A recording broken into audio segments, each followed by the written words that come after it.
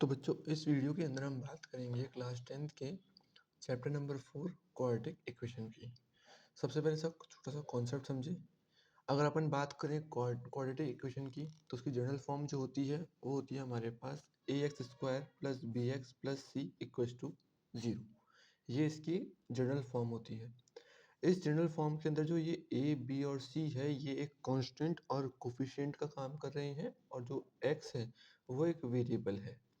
यहाँ पे x जो है वो एक वेरिएबल है और इस वेरिएबल की जो वैल्यू अगर अपन फाइंड करते हैं तो अपने पास उन वैल्यूज़ को अपन रूट्स के नाम से जानते हैं और उनको अपन रूट भी बोलते हैं।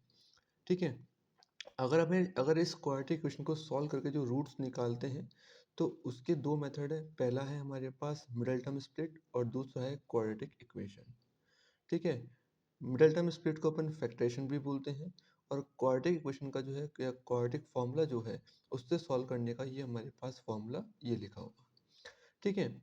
इस फॉर्मूले को हम यूज़ करेंगे पर कब, जब हमारे पास b² माइनस 4ac की वैल्यू 0 से बड़ी या 0 के इक्वल हो, तभी हम इस फॉर्मूले को अप्लाई कर पाएंगे। ये फॉर्मूला है -b plus minus root of b² minus 4ac upon 2a। इससे हमारे पास किसी भी क्वाड्रेटिक इक्वेशन को सॉल्व किया जा सकता है। याद रहे अगर क्वेश्चन में आपको गिवन दे रखा है कि आपको मिडिल टर्म स्प्लिट करना है या फिर आपको क्वाड्रेटिक फॉर्मूले का अप्लाई करना है तो आपको सिर्फ वही इस्तेमाल करना पड़ेगा। पर अगर आपको सिर्फ बोला गया है सॉल्व द फॉलोइंग इक्वेशंस ऐसे, तो आपकी जो इच्छा वो आप उससे सॉल्व कर सकते हो। ठीक है। इसमें एक कॉन्सेप्ट और है डिस्क्रिमिनेंट रूट का। तो ये तीन कंडीशन है जिसके अंदर आपको एमसीक्यूज मिल सकता है। ठीक है। पहली कंडीशन है b² माइनस 4ac जो वैल्यू आएगी अगर ग्रेटर देन 0 आती है, दूसरी है लेस देन 0 और तीसरी है इक्वल टू 0। अगर b² माइनस 4ac की वैल्यू हमारे पास 0 से बड़ी आती है तो जो रूट्स होंगे, मतलब जो इस वेरिएबल की जो वैल्यू होगी वो आपके पास टू डिस्टिंक्ट रियल रूट रहेंगे। टू डिस्टिंक्ट का मतलब दोनों अलग अलग वैल्यू रहेगी और रूट्स जो रहेंगे वो आपके पास रियल रहेंगे। अगर b² माइनस 4ac की वैल्यू 0 से छोटी आ जाती है तो हमारे पास जो रूट्स रहेंगे वो नो रियल रूट्स रहेंगे।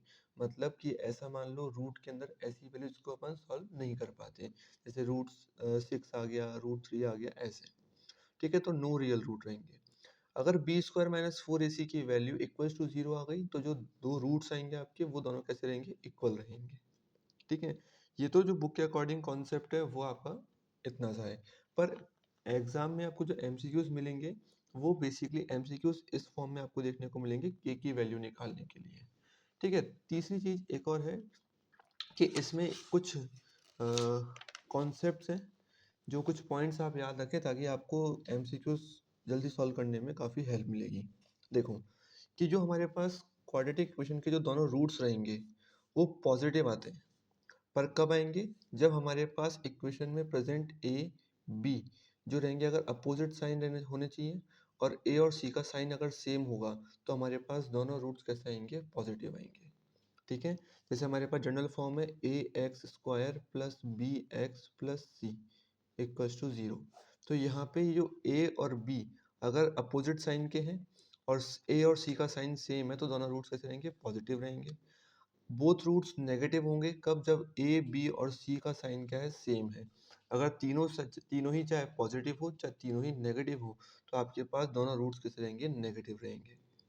अगर roots are of opposite sign, अगर रूट्स की जो अपने पास वैल्यू आएगी वो अगर दोनों अपोजिट साइन, मतलब एक प्लस का एक माइनस का, अगर ऐसा होगा, पर कब होगा, जब आपके पास ए और सी की जो वैल्यू है वो साइन में अपोजिट होनी चाहिए।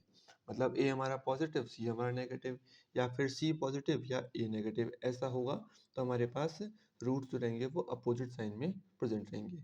ठीक है।